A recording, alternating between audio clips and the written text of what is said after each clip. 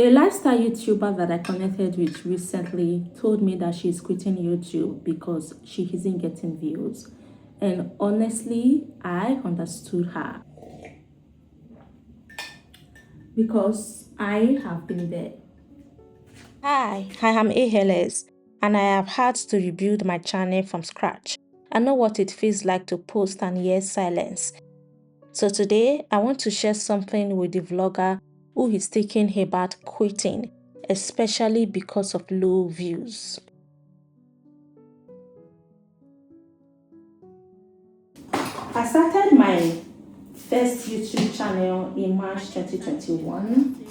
Travel and lifestyle were my two content pillars. At the beginning, I had a slow and steady growth, and things were looking really good for me until it wasn't. So I created couples of videos that kind of like attracted audience that weren't interested in my main content. So from there on, my main content started struggling. I did everything I could to get my audience to watch my main content, to no avail. It got to a point where I couldn't get 50 views in my videos despite having over 5,000 subscribers. I occasionally used to get good views in videos that are not my main content.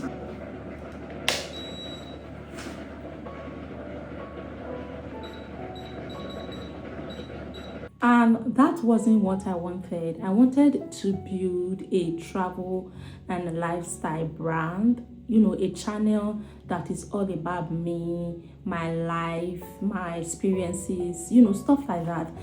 And although I started really well, I unwittingly ruined my chances of ever being great by sharing content that doesn't align with my value and my purpose.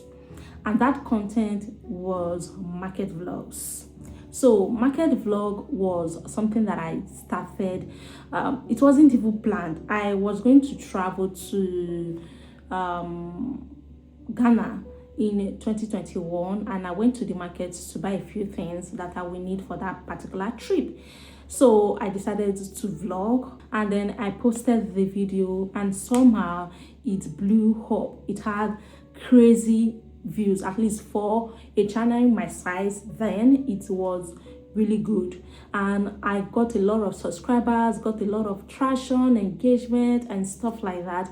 And because of that, I kept going back to creating market vlogs, and I kept getting videos, views and traction and subscribers. But the downside of all of that was that I ended up attracting people who were not interested in my main content, which was travel and lifestyle.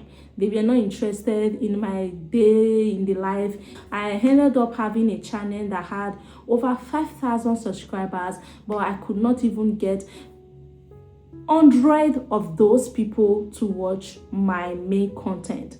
It got to a point that I considered just quitting and leaving everything, go and do something else, because clearly it wasn't working. And no matter how hard I tried different things to make sure that my video picked up, that it didn't work.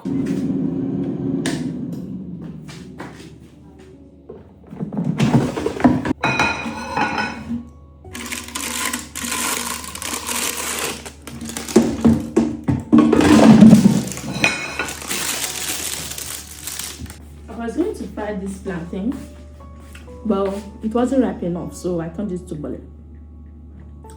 And it's really good. So after trying for years to make it work on my channel, I made the difficult decision sometime in June 2025 to start all over again. So I created a new channel where I am currently posting just vlogs and anything that has to do with my life. Now, has it been rosy? No. Am I where I thought I would be by now? No. As a matter of fact, when I started all over again, I thought I am going to have the slow but steady growth that I had the first time, because the first time was really good. I was getting thousands of views in my videos before I messed it all up unknowingly. So I thought I was going to have that kind of traction again, but it has been way slower. As at the time I am making this video, I have 67 subscribers and I have posted over 40 videos. So that will tell you that it has been extremely very slow, and there have been days that I thought about quitting. I am discouraged. There have been days that I consider quitting, when I said to myself that it is not worth it. But if there's one thing that have kept me going, is the fact that I make lifestyle vlogs. First thing first, I like to document my life. I like planning, filming, editing, all the work. I like to do it. I love documenting my life, and I like to go back and watch my vlogs, especially my old vlogs. I can sit down and watch them for hours and hours. I just like the fact that I can look back on that day and be like, oh, I did this, I did that. Oh, this was what was going on with me. This was what I was dealing with. And you know, I just like the fact that there is something somewhere to remind me of my life. And that is why I think that I will never stop documenting my life, whether I get views or don't get views, whether I should get subscribers or don't get subscribers. I want to be able to look back 10 years time, 20 years time, 30 years time, and be like, oh yeah, that was me, that was what I did. I'm currently single and child free. When the time comes when I have a husband and I have children, I want them to be able to watch my vlogs and be like, know how I lived my life, know what was up with me. Lifestyle content is one of the hardest types of content to grow on YouTube. Not because it is bad, but because it is personal. People don't search your life the way they search for tutorials, gossips, trending topics. They don't wake up typing your name in the search bar, except you, of course, you are a Beyonce or a Gen Z. Even then, they had to earn that recognition. With lifestyle vlogs, you are not offering a quick answer.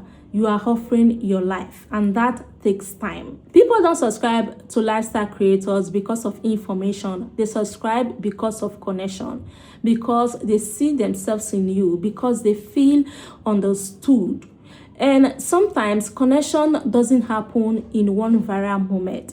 It happens slowly, quietly, over time. So if you are a lifestyle creator and your growth feels slow, it doesn't automatically mean that you are failing. It might just mean that you are building something that requires patience. Yes, creating on YouTube is hard work. Staying consistent is no child's play. And sometimes you start to feel like it is not worth it if you are not getting views, getting engagement, getting traction, making money, because that is how you have been taught to measure success.